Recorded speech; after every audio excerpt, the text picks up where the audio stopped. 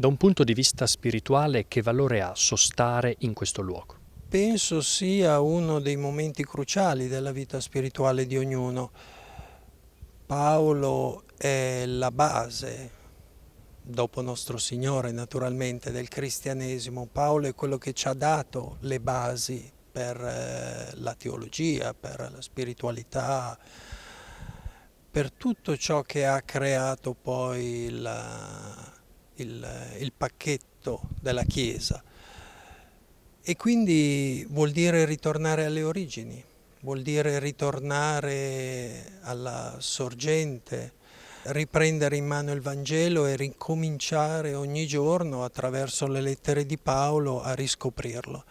Ecco perché questa basilica è così importante ed ecco perché questa basilica è la basilica ecumenica della Chiesa Cattolica. Davanti alla tomba di Paolo si raccolgono ogni giorno non solo i cattolici, ma anche tutte le famiglie protestanti e tutti i fratelli ortodossi.